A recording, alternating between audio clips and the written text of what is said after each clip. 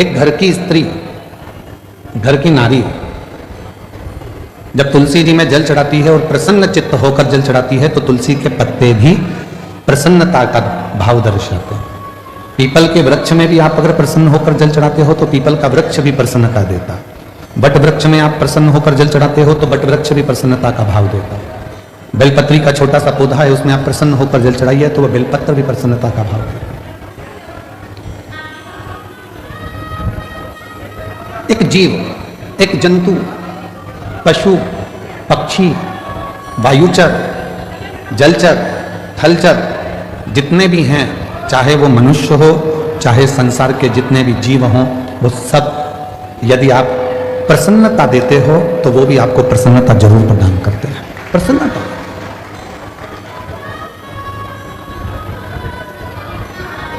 महापुराण की कथा तो पहले भी एक बार कहा था, यदि किसी की तबीयत खराब है तो उससे दिन में कम से कम 2 बार मिलो। कितनी बार मिलो? जम के बोलो।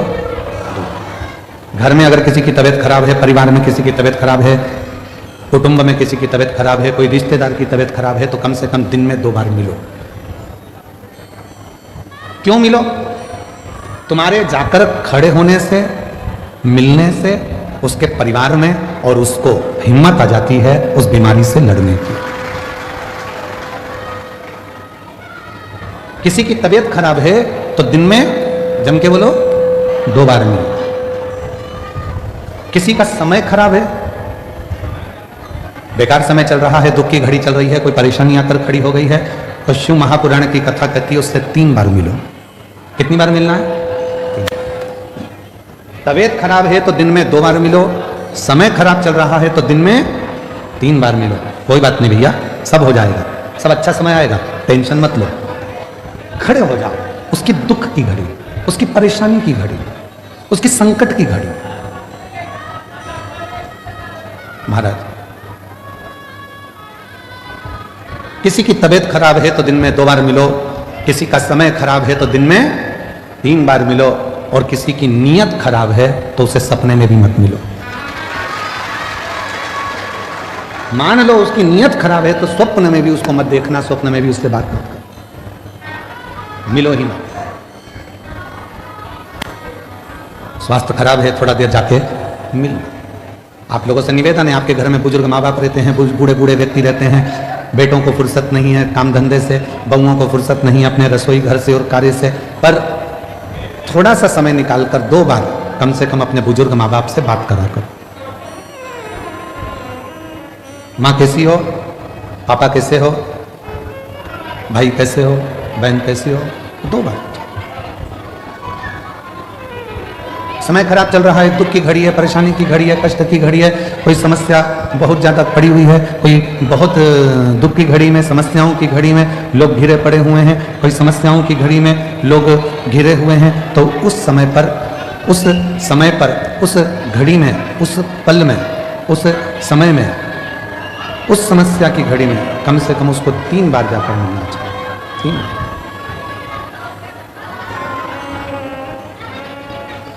उस समस्या की घड़ी में, उस दुख की घड़ी में, उस परेशानी की घड़ी में कम से कम 3 बार जाकर खड़े हो। कुछ मत दो, पर खड़े होकर थोड़ी सी हिम्मत दो, थोड़ी सी हिम्मत। कुछ नहीं दे सकते मत दो, पर थोड़ी हिम्मत दो। क्यों चिंता करना, क्यों टेंशन लेना, क्यों दुखी हो?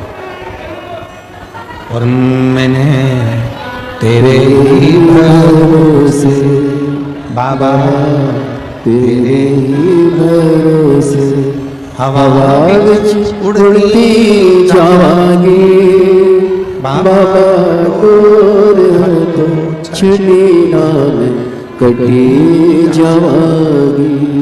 भोले मैं तेरी पतंग, शंभू मैं तेरी पतंग, हवा में उड़ती जावांगी बाबा, डोर तो छड़ीना में कटी जावांगी। उसको हिम्मत दीजिए, उसको थोड़ा बल दीजिए, उसको थोड़ी शक्ति दीजिए। और उसी तरह शिव महापुराण की कथा कहती है, जब पार्वती मैया शिव जी की साधना में डूबी हुई थी।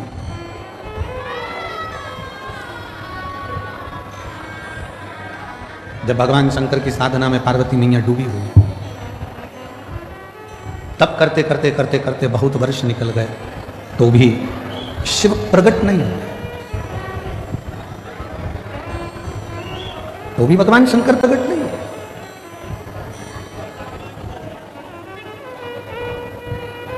शिव प्रकट नहीं हुए।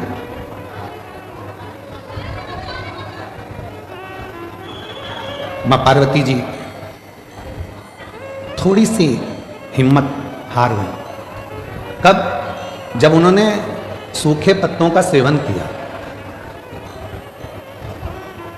नासिका के एक ही छिद्र से श्वास लेती हैं और इसी छिद्र से श्वास छोड़ देती हैं।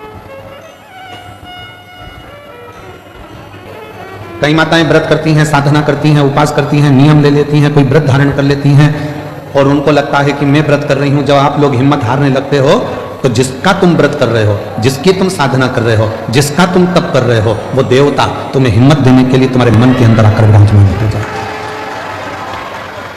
तब वो आता है। पार्वती मैया जब हिम्मत हारी तो भगवान देवादिदेव महादेव मां जगत जननी जगदम्बा पार्वती के सामने प्रकट हुए।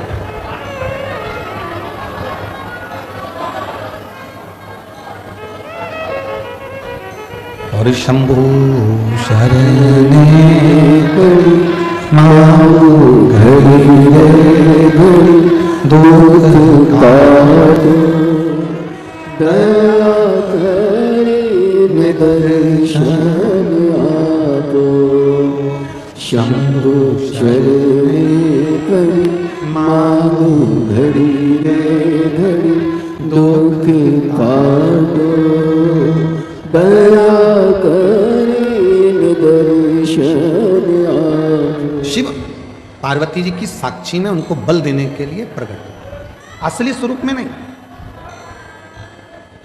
असली स्वरूप में शिव नहीं, शिव स्वरूप बदल कर कभी शंकर भगवान ऋषि का रूप लेकर आते हैं और पार्वती को बल देते हैं, कभी शंकर भगवान मगर बनकर आते हैं, पार्वती को बल देते हैं, कभी शंकर भगवान पार्वती जी के सम्मुख में कोई स्त्री का रूप लेकर आते हैं, बल देते हैं। आप में से कई माताएं कहती हैं, कई जीजी कहती हैं, कई जीजा कहते हैं, कई बेटियां कहती हैं, कई बेटा कहते हैं, कई बुजुर्ग माँ बाप कहते हैं कि हम जब हिम्मत हारते हैं तो भगवान हमको हिम्मत देने क्यों नहीं आता? भगवान को हिम्मत देने क्यों नहीं आता? शिव महापुराण की कथा कहती है, जब आप हिम्मत हारते हो, परिवार के भले ना आए, पर तुमने जो एक लोटा जल चढ़ाया है वो शंकर तुम्हारे सामने खड़े होकर रूप बदलकर, किसी रिश्तेदार का स्वरूप धरकर, किसी परिचित का स्वरूप धरकर, कोई अपनों का रूप रखकर, कोई परिचित का रूप रखकर, कोई रिश्तेदार का रूप रखकर मेरा देव अधिदेव महादेव आकर हिम्मत जरूर देता है और तुमको जिंदगी जीने का एक तरीका सिखाता है।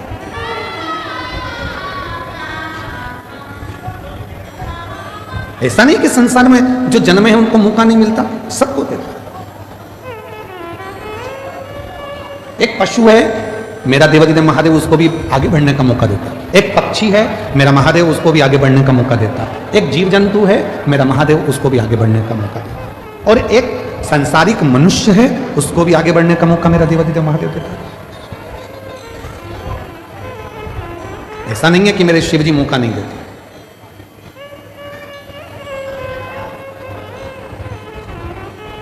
नदी में, पानी में, समुद्र में, तालाब में, कुएं में, बावड़ी में अगर कोई डूबता है, कोई डूब रहा है, तो पानी भी एक मौका देता है उसको उछाल देकर बाहर निकालने का कि अभी भी मौका है, तुम उससे बाहर निकल। पानी भी मौका देता है। तो परमात्मा हर जगह मौका देने के लिए तैयार बैठा है। संसार के बेटा बेटी कहते हैं, नवयुवक बच्चे कहते हैं, हम पढ़ पढ़ के थक गए, एग्जाम दे देकर थक गए, हम कंपटीशन एग्जाम में बैठ बैठ कर थक गए, पर हमारा सिलेक्शन ही नहीं हो रहा। ऐसा नहीं है, तुम देते रहो, मेहनत करते रहो, अपनी पढ़ाई को 4 गुना बढ़ाओ, अपनी विद्वत्ता को 4 गुना बढ़ाओ, अपनी रात दिन एक कर दो और आखिरी में शंकर भगवान पर शहद लगाकर एक बेलपत्री समर्पित कर कर फिर परीक्षा में जाकर बैठिए, बाबा आपको सफलता जरूर देगा, आपको सफलता मिलेगी। ऐसा कोई संसार में जन्मा नहीं जिसको परमात्मा ने आगे बढ़ने के लिए मौका नहीं दिया। उड़ने का मौका तो परमात्मा देते ही हैं। और अगर आप लोगों ने देखा हो, हम तो बड़ौदा में नहीं रहते, हम गुजरात में नहीं रहते, हम तो मध्य प्रदेश में रहते हैं, पर हमने वहाँ देखा है। आप लोगों ने यहाँ पर देखा है कि नहीं देखा मालूम नहीं। बारिश में एक होती है चींटी, एक होता है चीटा। बोलो बोलो, देखा है कि नहीं देखा? समय एक ऐसा आता है कि भगवान वो चींटी को भी पर दे देता है और चीटे को भी पर देता है कि उड़ ले, तू भी उन्नति की ओर बढ़ ले, तू भी आ। आप जरा विचार करिएगा कि वो परमात्मा जब चींटी को पर दे सकता है, वो परमात्मा जब चीटे को पर दे सकता है, पर उस चीटे और चींटी में भी कोई कोई चीटे ऐसे रहते हैं पर मिलने के बाद भी वो उड़ते ही नहीं हैं, वो आगे बढ़ते ही नहीं हैं। संसार में ऐसे लोग भी हैं कि उनको मौका मिलता है तो भी उस मौके का वो फायदा ना उठाकर वहीं की वहीं पड़े रहते हैं और आगे बढ़ नहीं। उसने चींटी को भी पर दिया, उसने चीटे को भी पर दिया कि तू बढ़ ले, आगे बढ़ ले। ये 7 दिन की शिव महापुराण की कथा हो रही है। आज कथा का 6ठा दिन है, आज कथा की शिवरात्रि है। कल कथा सुबह 8 बजे से 11 बजे तक ये बड़ौदा नगर के इस ग्राउंड में हो जाएगी। टीवी पर वही 2 बजे से 5 बजे तक आ जाएगी। 7 दिन दिए परमात्मा ने, मौका दिया परमात्मा ने कि मैंने तुझे पर दिए। अभी भी अगर तू विपदाओं में घिरा है, दुख में घिरा है, तकलीफों में घिरा है, कष्ट में घिरा है, परेशानियों में घिरा है, तो तेरे बड़ौदा नगर में भोलानाथ डमरू लेकर आया है और तू डमरू के नाद को, डमरू के शब्द को श्रवण, वो मौका दे रहा। उसके बाद भी अगर हम श्रवण ही ना करें, धारण ही ना करें, तो वो जीवन बेकार है। इसको कहते हैं शिव महापुराण ज्ञान यज्ञ। कौन सा यज्ञ है ये? जम के बोलो जरा। शिव महापुराण ज्ञान यज्ञ। क्योंकि सारे यज्ञों में सबसे बड़ा यज्ञ होता है ज्ञान का यज्ञ।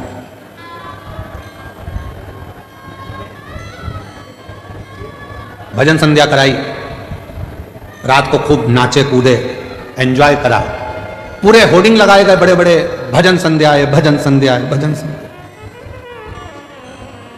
चौकी बिठाई, आज चौकी है, आज भजन संध्या है, पूरी रात लोगों ने एंजॉय करा।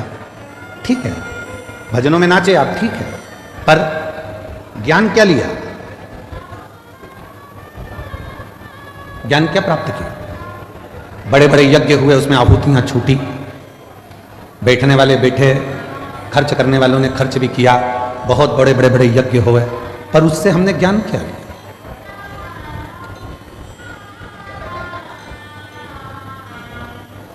इसको शिव महापुराण ज्ञान यज्ञ कहते हैं। तो कहा गुरुजी अगर ये यज्ञ है तो यहां कुंडी कहां है? हवन की कुंडी कहां है? तो शिव महापुराण कहती है जितनी मुंडी उतनी कुंडी। ये ज्ञान यज्ञ है। इस ज्ञान यज्ञ में जितने जितने बैठे हुए हैं और जिन जिन के कानों में शिव महापुराण की कथा जा रही है, जितनी जितनी मुंडी है, जितने जितने शीश हैं, उतनी उतनी वो कुंडी है। ये ज्ञान उसकी बुद्धि में, उसके श्रवण शक्ति में जा रहा है, वो नेत्रों से दर्शन कर रहा है, हृदय में उतार रहा है, और एक ना एक दिन जो उसने ज्ञान लिया है उसकी जिंदगी में अगर उसने उतार लिया तो वो संकट से बचेगा और एक दिन मेरा भोले बाबा उसकी झोली खुशियों से भरेगा। ये वो यज्ञ है।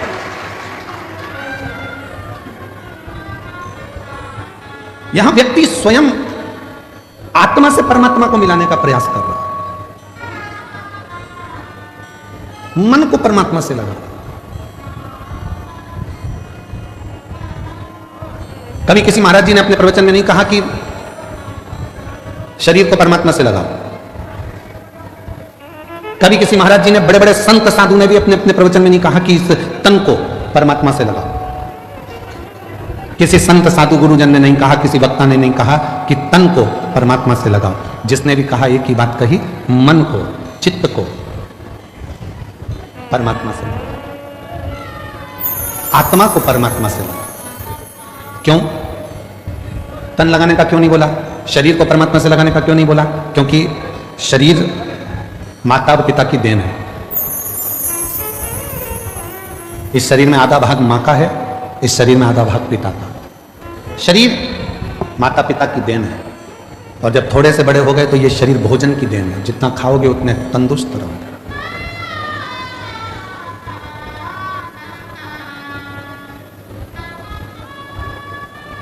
घर, जमीन, जायदाद, पैसा, धेला, शरीर, ये सब दूसरों की देन है, दूसरों। पर उस देव अधिदेव महादेव मेरे शंकर भगवान की देन क्या है? शिव जी ने आपको क्या देकर भेजा था? तो कहा शंकर भगवान ने हमको ये आत्मा, ये मन, ये चित्त देकर भेजा। इसीलिए बड़े बड़े वक्ता हो, चाहे छोटे छोटे कथा वक्ता हो, चाहे कोई संत हो, साधु हो, सन्यासी हो, तपस्वी हो, साधक हो, वो आपसे कहते हैं अपनी आत्मा को परमात्मा में लगाओ, मन को परमात्मा में लगाओ, तन को नहीं, शरीर को नहीं, मन लगाने की बात करते हैं। क्यों? क्योंकि जैसे बच्चा घूम जाता है, माँ के पास आता है तो माँ उससे गले लग जाती है, उसी तरह ये आत्मा, ये मन जब संसार में भटक जाता है और जब हम एकांत में बैठकर शिव को भजते हैं, तब वो परमात्मा इस आत्मा को संभाल लेता है और हमें उन्नति के मार्ग पर ले जाकर छोड़ देता है। हम मन नहीं लगा पाते। और हमने पहले भी कथा में कहा है कि शिव महापुराण की कथा में तुमको सूचना मिल जाए कि कुबरेश्वर धाम से बाबा कथा के लिए आए हैं, तुमको सूचना मिल जाए कि शंकर भगवान की यह पवित्र कथा, यह कुबरेश्वर धाम की यह पवित्र धरा से चलकर ये शिव महापुराण यहाँ पहुंची है, तो आपसे निवेदन है, भीड़ बढ़ाने के लिए शिव पुराण में बिल्कुल मत जाना। तुम्हारी भीड़ बढ़ाने से तकलीफ हमको भी होती, इतनी भीड़ में हम खुद ट्रैफिक में फंस जाते हैं। भीड़ बढ़ाने के लिए कथा में मत जाओ। कथा में अगर आए हो शिव महापुराण की तो भाव को बढ़ाओ। कितना भाव बढ़ा सकते हो, तुम्हारे भीतर कितनी परमात्मा की प्राप्ति कर सकते हो। मालूम पड़े तुम आ तो गए हो, मन लग नहीं रहा, बार बार उठकर जाना है, बाजू वाले को देखना है, उधर से आवाज आई तो उधर देखो, उधर से आवाज आई तो उधर देखो, है। और आधी टेंशन अपनी गाड़ी कहाँ रख कर आए हैं, तीसरा टेंशन बैग रखी थी कहाँ चले गया, चौथा टेंशन मेरी चप्पल पे कोई बैठ गया, पांचवा टेंशन वो मेरे को लेकर आए थे मेरे पति कहाँ चले गए, छठा टेंशन किससे झगड़ा करूं, किससे झगड़ा करूं। तो क्या मतलब का कथा में आने से?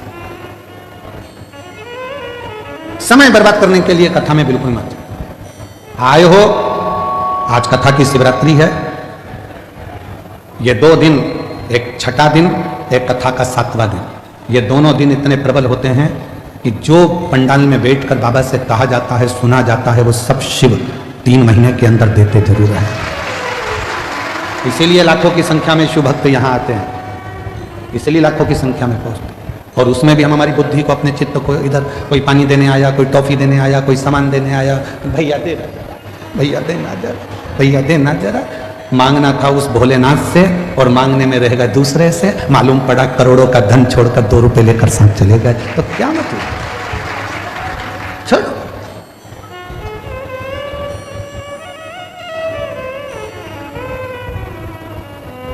7 दिन की कथा में जितनी चिल्ला चोट नहीं होती उतनी पीछे के 2 दिन में होती है। क्यों? क्योंकि भगवान भी चाहता है अगर अच्छे से कथा सुन लेगी तो मुझे देना पड़ेगा, इसलिए इसको थोड़ा थोड़ा डिस्टर्ब करो, इसको थोड़ा परेशान करो। ये कथा नहीं सुन पाए, कथा नहीं सुन पाएगी तो मुझे देना नहीं पड़ेगा, इसका मन नहीं लगेगा तो मुझे देना नहीं पड़ेगा, मन लग गया तो फिर तो मुझे देना पड़ेगा। इसलिए 2 दिन तुम्हें समझदारी रखना है, चिल्लाने वाले चिल्लाएंगे, तुम्हें समझदारी रखना। कोई तुम्हारे पास से बार बार उठ के जाए तो सिर पे पल्लू लेके पाँव पड़ ले, तेरे हाथ जोड़, बैठ नीचे बैठ, कहाँ बार बार जा रहा है?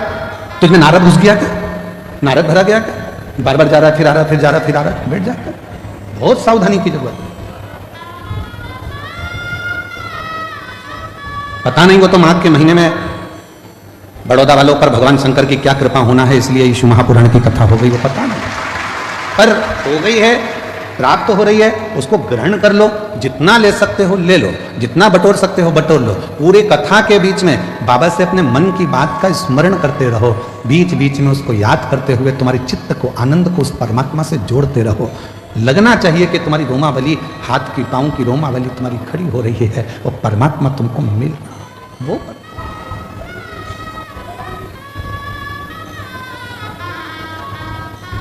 भाव की मूलता रखी, भीड़ की नहीं।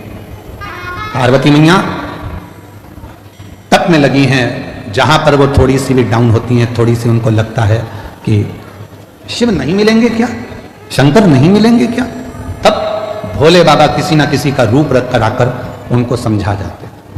तुम भी जिंदगी में जब जब डाउन होगे, तुम्हारे जीवन में जब जब तुम परेशानी की ओर बढ़ोगे, और जब जब तुम्हारे जीवन में थोड़ी तकलीफ आएगी, अगर तुमने एक लोटा जल शिव जी को चढ़ाया है तो वह मंदिर में से निकलकर महादेव तुम्हारे दरवाजे पर आकर तुमको समझाने का प्रयास करें। मेरा शंकर भगवान कभी अपने असली स्वरूप में नहीं आता, याद रखना। मेरा भोले बाबा कभी तुम्हारे सामने गले में सांपों की माला लेकर, डमरू लेकर, भस्म लगाकर, जटा बांधकर, रुद्राक्ष की माला पहनकर, त्रिपुंड लगाकर, ऐसे मेरे शंकर भगवान बागंबर धारण कर कर कभी नहीं आते ही नहीं है। उन्होंने पार्वती जी को तुरंत माता जगत जननी जगदम्बा पार्वती जी को वचन दिए। 2 वचन माता पार्वती जी को शंकर भगवान ने दिए थे। पहला वचन दिया था कि मेरी परिक्रमा पूरी नहीं होगी, यह पार्वती को वचन दिया। इसलिए कभी भी शंकर भगवान की परिक्रमा पूरी नहीं होती। यहां से चालू करा, जैसे ये शिवलिंग है तो यहां से चालू करके यहीं से वापिस सजाते हैं, जहां से जल बहता है उसको लांघते नहीं, क्योंकि पार्वती को वचन दिया। गणेश जी महाराज ने शंकर भगवान की परिक्रमा पूरी कर ली थी। षडानंद कार्तिक के परिक्रमा करने मोर पर गए थे और गणेश जी ने चूहे पे बैठ के शंकर की परिक्रमा कर ली थी, देवादिदेव महादेव की। तो भगवान शंकर प्रसन्न होकर वर दे दिए थे कि तुम प्रथम गिनती में गिनाओगे गणेश, सारी दुनिया तुम्हारी पूजन करेगी। तब पार्वती का दिल दुख गया था। पार्वती ने कहा मेरा एक बेटा परिक्रमा करने मोर पर बैठ कर गया, दूसरे ने बुद्धि का परिचय दे दिया, चूहे पे बैठकर तुम्हारी परिक्रमा कर ली तो तुमने उसे वर दे दिया। मेरा एक बेटा तो दुखी होगा ना, मां तो दोनों बेटे की सोचती है ना, और तुम्हारे लिए एक प्रिय हो गया। भोलेनाथ, आज ये पार्वती अपने पति से वचन मांगती है। मैं जानती हूं कि तुम भोले हो, तुम्हारी कोई भी परिक्रमा करेगा तो तुम उठाकर कुछ भी दे दोगे, इसलिए आज वचन दो कि तुम्हारी कभी भी पूर्ण परिक्रमा नहीं हो। शिवजी ने वचन दे दिया, वचन दे कि मेरी पूर्ण परिक्रमा नहीं होगी, अधूरी परिक्रमा, पूर्णता में नहीं। शिव को पहचानो। और दूसरा, मां जगत जननी जगदम्बा भगवान शंकर से मांग रहे,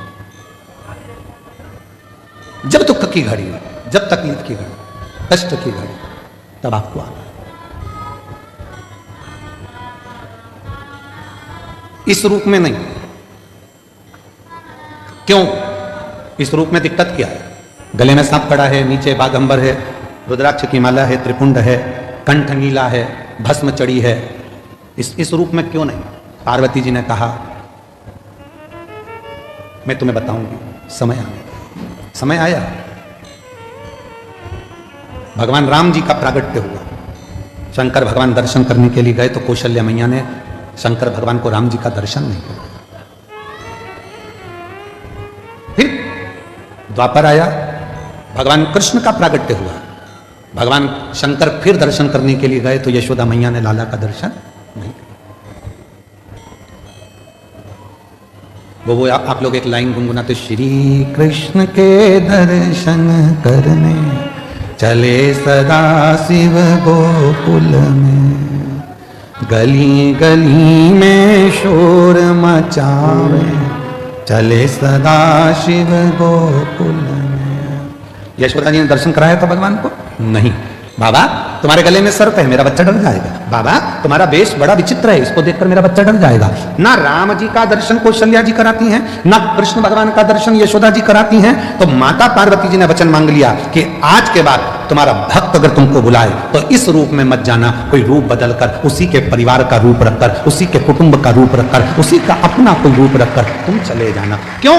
तुम्हारा ये स्वरूप अगर कोई देखेगा तो वो आपको कलिकाल में, कलयुग में, अगर बड़ौदा की गली में तुम जिस बंगले में रहते हो और बंगले के बाहर आकर शंकर भगवान बेल बजा, और बेल बजा के और अच्छा बढ़िया जोरदार, माता दरवाजा खोल, इतने में तो माता कुत्ते को छू कर दे। बोलो बोलो, सही है कि गलत है? बड़ी बड़ी वीआईपी कॉलोनी में आप लोग रहते हो, बड़ी वीआईपी गाड़ी में आप लोग घूमते हो, जरा विचार करिए। चौराहे पर अगर कोई मांगने वाला आ जाए ना तो तुम्हारी गाड़ी का कांच तुरंत चढ़ा लेते हो, ऊपर वो थपथपा रही है। अब जरा विचार करिए, कितनी विचारणीय बातें हैं। तुमने गाड़ी का कांच चढ़ा लिया और तुमने क्या कहा, मैं जब जब यहां से निकलती हूं ना, ये रोज भिखारियों ने ऐसे ही मांगने आते हैं। तुम तो इंसान थे जो तुमने गाड़ी का कांच चढ़ा लिया और रोज रोज मंदिर में जाकर भगवान भगवान, एक आध दिन भगवान कांच चढ़ा लिया तो तुम इंसान थे। उसने चढ़ाया तो फिर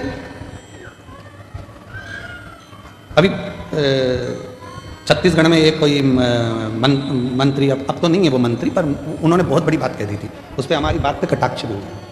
उन्होंने कहा भगवान को भोग लगा, भगवान को तो राजसी ठाट मिलता है, भगवान के तो कपड़े बदले जाते हैं, भगवान को चांदी की थाली में भोजन मिलता है, भगवान तो भगवान है, खड़े रहते हैं। तो हमने उससे कहा कि एक काम करो, हम भगवान को हटा देते हैं, तुम खड़े हो जाओ, तुम खड़े। बहुत कठिन है महाराज। ये प्रसंग भी एक बार आया है। एक भक्त ने भगवान से कह दिया था, तुम कितने आराम से रहते हो, पंखा चलता रहता है, बढ़िया बढ़िया कपड़े पहन के आशीर्वाद देते रहते हो और मुस्कुराते रहते हो, सोने के जेवर, सोने के आभूषण, चांदी के बर्तन में भोजन, लोग तुम्हारी आरती उतारते हैं। एक दिन भगवान ने कहा कि तू खड़े हो जा मेरी जगह, अगर मुझ में सुख दिख रहा है तो तू खड़े हो जा। तो कौन सी बड़ी बात है, हटो। भगवान हट गए। मैं जैसा खड़ा हूं वैसे की वैसी खड़े होना, थोड़ा सा मुस्कुरा, और थोड़ा मुस्कुरा, हल्की सी स्माइल और दे, बस ठीक है, बिल्कुल एक जैसे पांव रख, सामने देखते रहे, बस इसी खड़े रहे। अब इतने में से नीचे से चींटा चढ़ गया, चींटा। भगवान खड़े थे पास में, हिल मत जाना, ऐसे ही खड़े रहे, मुस्कुरा। अरे काय का मुस्कुराऊं, काट रहा है। भगवान बोले हम भी तो मुस्कुराते, मुस्कुरा। फिर एक आई, भगवान मेरी बहू को छोड़ा दे देना। ये पीछे से बोला इतनी बेकार है, इसको तो कुछ मत देना। भगवान बोले चुपचाप खड़े रहे। सुबह की आरती हुई, पंडित जी ताला लगा के चले गए। ये बोला हट जाऊं, भगवान बोले काहे को, मैं हटा था, मुस्कुरा। तो क्या अब तो कोई देख ही नहीं रहा, तो मुस्कुराऊं काहे को, मुस्कुरा, मुस्कुरा। शाम को पंडित जी आए, उन्होंने फिर आरती मारती करी, चांदी की थाली में भोजन लाके दिखाया। भूख लग रही है, भगवान बोले मैं खाता था, बस देखता था, देख ले, खाने को नहीं मिलेगा, मुस्कुरा। 2 दिन में चक्कर खा के नीचे गिर गया। भगवान के चरण पकड़कर बोला मैं इंसान ही रह सकता हूं, तू भगवान ही रह सकता। मेरे बस की बात नहीं है दुनिया के दुखड़े सुनना, ये मेरे बस की बात नहीं है। मैं मेरे बउओं के दुखड़े सुन लूं, परिवार के दुखड़े सुन लूं, वही काफी है। तेरे पास तो दुनिया के इतने लोग आते हैं, दुखड़ा रोते हैं, और तू कितनी कृपा करता है तो भी मुस्कुराता रहता है। भगवान कहते हैं मैंने दुनिया में सबको मुस्कुराहट दी है, केवल प्रसन्न रहकर दुख कटता रहता है, दुख कटता। और शिवजी ने पार्वती जी को भी यह प्रसंग सुनाया। एक बार तुमरुका जी आए और तुमरुका जी ने आकर कहा कि ब्रह्मा जी को सृष्टि की रचना का भार आपने दिया। शंकर जी बोले सृष्टि की रचना ब्रह्मा जी कर रहे हैं, हाँ, तो सृष्टि में ज्ञान कौन देगा? सब कुछ ब्रह्मा जी अगर रच देंगे तो। शंकर भगवान बोले सृष्टि में जिन जिनको मैंने जन्म दिया वो सब ज्ञान देंगे, वो सब ज्ञान देने वाले। ज्ञान तो हर एक जीव से मिल जाता है, बस लेने वाला चाहिए, केवल लेने वाला चाहिए। होता है एक पति पत्नी रात को सो रहे थे और रात को सोते सोते सोते सोते इतने में पत्नी रात को 1:30 बजे उठ गई और 1:30 बजे उठकर उसने पति को हिलाकर बोला पति से, सुनो जी, सुनो तो, बोल, मुझे नींद नहीं आ रही है। तो पति बोला मुझे आ रही है, सुन देना।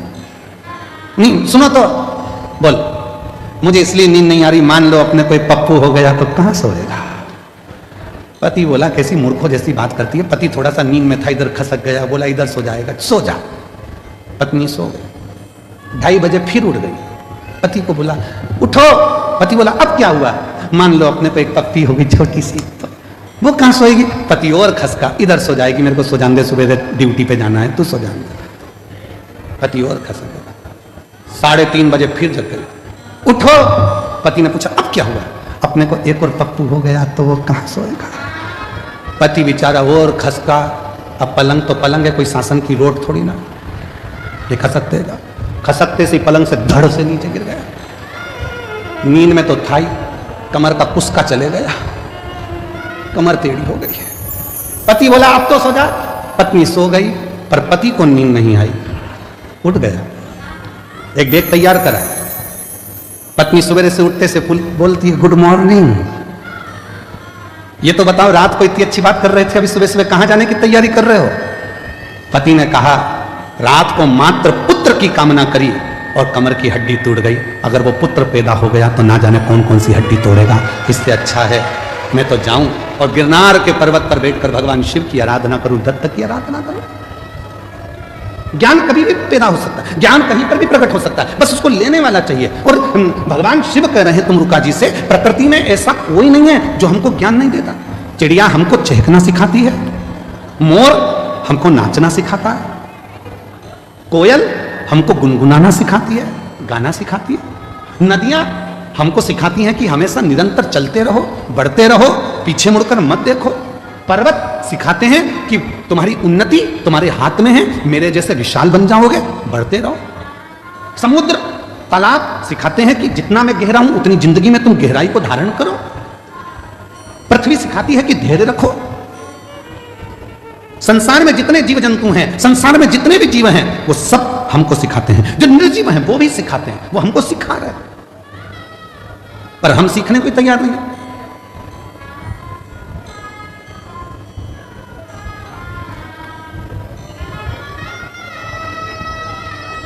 सास कहती है, ये कल की आई हुई बहू की सुनूंगी मैं।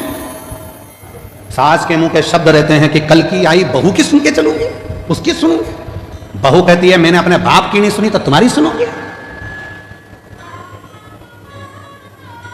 बेटा कहता है, मैं तुम्हारी नहीं सुनूंगा ऑफिस में। बाप कहता है, मैं बेटे की नहीं सुनूंगा, मैंने पाल पोस के बड़ा करा है, दुकान मेरी है, व्यापार मेरा है, मैं नहीं सुनूंगा। बेटा कहता है, मैं बाप की नहीं सुनूंगा। दोस्त दोस्त से कहता है, भाई मैं तेरी सुनने वाला नहीं हूं। समाज के लोग एक दूसरे से कहते हैं, समाज में हमारा भी वजूद है, हम नहीं सुनेंगे तेरी। कोई किसी की सुनने को तैयार नहीं है, तो क्या सियोर वाला हमारा सुनेगा? कोई किसी की नहीं सुन रहा, सब अकड़ में, मैं नहीं सुनूंगा, मैं नहीं सुनूंगा, मैं नहीं सुनूंगा, मैं नहीं सुनूंगा। कौन सुनेगा? किराया दे दिया करो, सियोर वाला महाराजा जाएगा, बड़ौदा में सुन के चले जाएगा, उसमें क्या दिक्कत? एक सुनने वाला भी रख लो जो तुम्हारी सुने।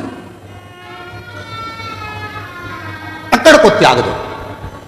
शंकर भगवान ने पार्वती को अपना बनाने से पहले कामदेव को जलाकर भस्म कर दिया, क्योंकि जहां काम होता है वह अहम भी आता है।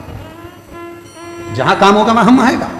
किसी किसी के मन में विद्या का अहंकार हो जाता है। लंकापति रावण को देखो ना, उसने भी कह दिया था, मैं विभीषण की सुनूंगा, विभीषण की, ये मुझे सुनाएगा। फिर एक दिन कह दिया, ना ना तुम चुप रहो, मैं तुम्हारी भी नहीं सुनूंगा। मंदोदरी से कह दिया, तू मेरी पत्नी है, मैं तेरी सुनूंगा। और किसी की नहीं सुनी, तो आखिरी में पूरा लंका जल के भस्म हो गई, परिवार नष्ट हो गया, बर्बाद हो गया लंकापति रावण। इसलिए शिव महापुराण की कथा कहती है, शंकर जी के परिवार में ऐसा नहीं है कि कोई किसी की नहीं सुनता। शिव के परिवार में शंकर भगवान की सब सुनते हैं, इसलिए शिव परिवार श्रेष्ठ माना गया।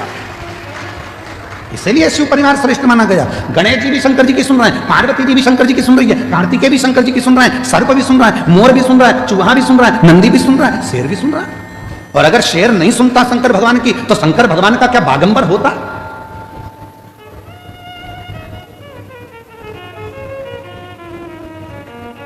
शिव जी क्या बागंबर पहनते? ये तन पर भगवान शंकर के जो बागंबर आया, जिस बागंबर पर शिव जी बैठते हैं, शेर की खाल पर बैठते हैं, शेर की खाल बागंबर भगवान तन पर धारण करते। किसने किसने किसने दिया उनको? एक दिन पार्वती जी बोल दी भगवान शंकर से, चौसर खेलना है। शिव जी ने कहा, खेलो, आओ चौसर खेलो। अब पत्नी है, धर्म पत्नी है, बैठ के बातचीत चले, दोनों के विचारों का आदान प्रदान हो।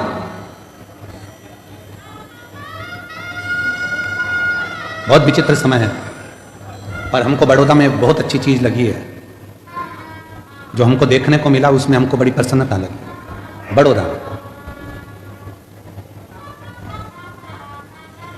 बड़ौदा में एक एक नारी, एक एक जीजी, एक एक बहन, एक एक स्त्री खाली नहीं बैठी है। कुछ ना कुछ काम भले वो घर से कर रही है, चाहे बाजार से कर रही है, पर वो पति के साथ कदम से कदम मिलाकर आगे बढ़ रही है। ये भारत की।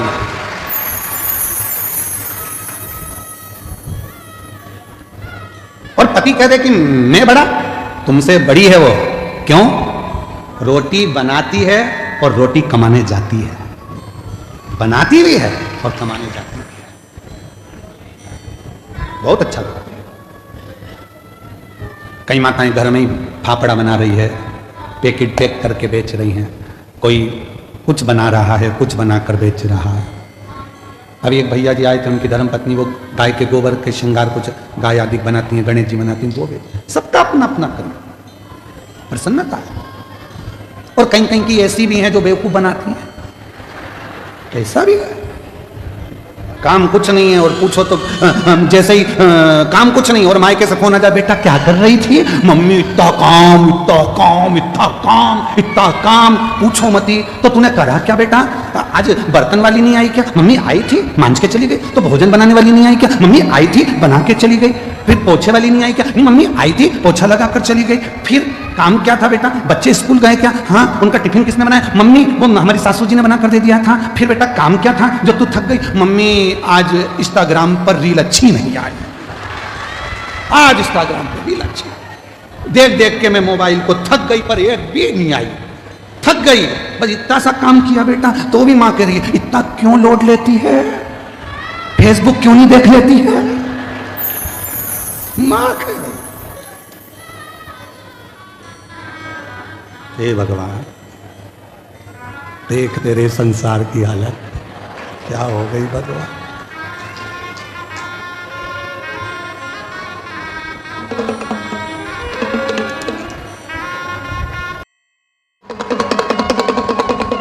तो ये मौका बार बार नहीं आने वाला, अभी भी मौका है, जाग जा। थक गए। मैं बड़ौदा की मेरी जीजियों को बहुत बहुत प्रणाम कर कर कहता हूं, मेरी जीजियों आज तुम्हारा भाई इस कथा के पंडाल से बहुत खुश होकर जा रहा है कि मेरी जीजियां रोटी बनाती भी हैं और रोटी कमाती भी। मेरी जीजियां रोटी बनाती भी और रोटी कमाती भी हैं, कदम से कदम मिलाकर साथ चलती। आज मेरी बड़ौदा की जीजियों को देखकर खुश हूं। आज लग रहा है कि मेरे जीजाओं का साला हूं। आज दमदारी है, प्रसन्नता है, आज अच्छा लग रहा है। अब तो तुम्हारी सास भी बुराई करेगी तो छाती तान के कहूँगा मेरी बहन से मत बोल दियो। दमदारी है। उसने रोटी बनाती भी है और रोटी कमाती भी है। इसलिए मेरा निवेदन है कि कोई भी स्त्री को, कोई नारी को तुमसे क्या चाहती है, क्या चाहती है? केवल 2 शब्द, सम्मान। जितना तुम अपने बेटे से कहती हो ना बेटा बहुत भूखा होगा, प्यासा होगा, ऐसा बहू जब नौकरी कर कर आए ना उससे भी कह दिया करो बेटा आज तू थकी हुई दिख रही है, कोई टेंशन है क्या बेटा? उसको उसकी माँ की याद नहीं आएगी, सास ही माँ बन जाएगी तो उसकी जिंदगी खुश है। मुझे तकलीफ है क्या बेटा? मीठे दो बोल चाहिए, मीठे दो, और कुछ नहीं। और मेरा बहुओं से भी निवेदन है, तुम्हारी सास को भी तुमसे ना धन ना दौलत ना संपदा, केवल उसको शुरू से उसको सम्मान मिला है, इसलिए 2 शब्द सम्मान के दिया करो तो वो बुजुर्ग माँ बाप भी आपके अपने सम्मान आदर।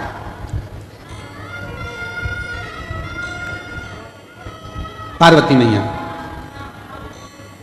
जीव जंतु पशु पक्षी ये सब हमको सीख दे, सब सीख। ऐसा कोई नहीं है जो हमें सीख ना दे, बस लेने वाला चाहिए कि हमको उससे कितना ग्रहण करना, हमने कितना प्राप्त करना, हम कितना लेना चाहिए। और जितना जितना आप उस आनंद के साथ उस जीव से सीखेंगे, सीखना चाहिए, ग्रहण करना चाहिए, रखना चाहिए, पर हम ले नहीं।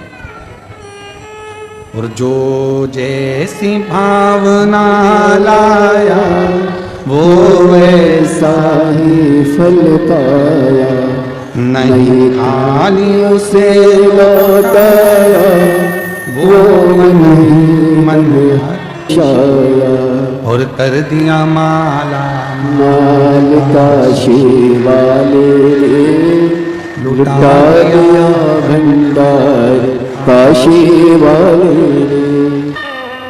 15 फरवरी को शिवरात्रि है, उसको ग्रीन शिवरात्रि के रूप में मनाना है। आप और हम सबको एक एक वृक्ष जरूर लगाना है, जरूर। बाबा को अपने मन का भाव कहेंगे, दिल से प्रार्थना करेंगे। आपकी आवाज़ व्यासपीठ तक, व्यासपीठ और आपकी आवाज़ देवादिदेव महादेव तक पहुँचे। दिल से बाबा को अपने मन का भाव कहें और प्रार्थना करिए, साथ में बोलिए। विनय करिए, निवेदन करिए।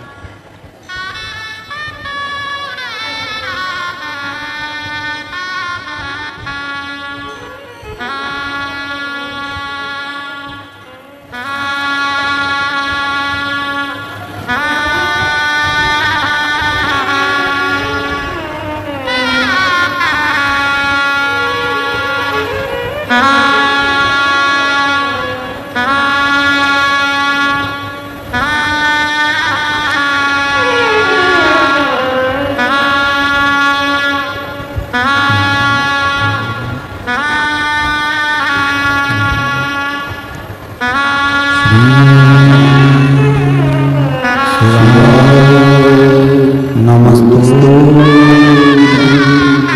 श्री शिवाय, नमस्तु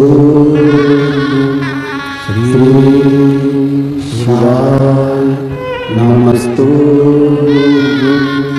श्री शिवाय, नमस्तु श्री शिवाय, नमस्तु।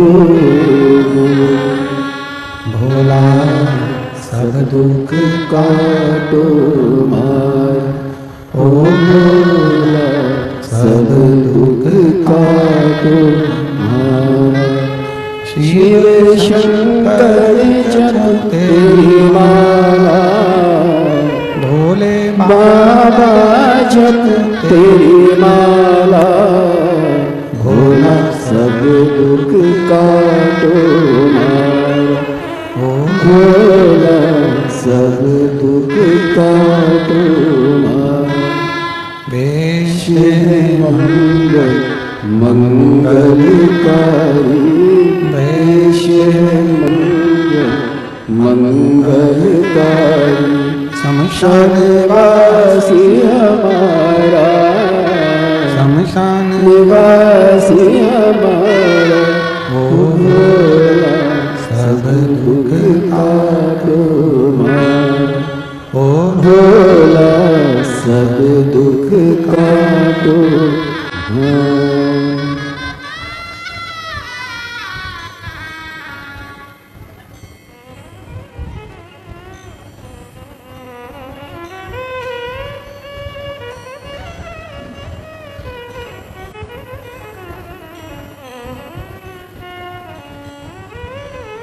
बाबा देवाधिदेव महादेव, भगवान शिव, ओगड़दानी, त्रिकालदर्शी, कैलाशी, विनाशी, भगवान शंकर की पवित्र कथा कर रहे। पार्वती जी ने शिव जी से वचन मांगे। एक वचन है शिव जी की पूर्ण परिक्रमा में,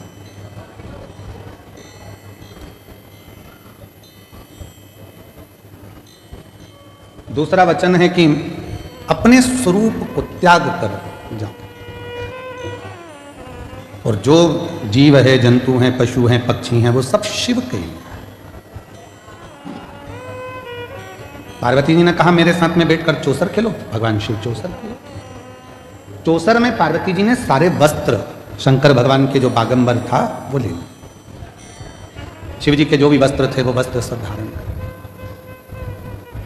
शिव जी नग्न वेशधारी थे। कर्पूर गौरम करुणावतार संसार सारम भुजगेन्द्रम सदा हृदयारविंदे भवं भवानी सहितं नमामि। शिव नग्न वेशधारी हो, नग्न वेशधारी। एक वन में से निकल रहे थे। ऋषियों की धर्म पत्नियां शंकर भगवान के बैठे हुए स्वरूप का दर्शन कर रहे। इतने सुंदर देवाधिदेव महादेव, इतने सुंदर कि ऋषियों की धर्म पत्नियां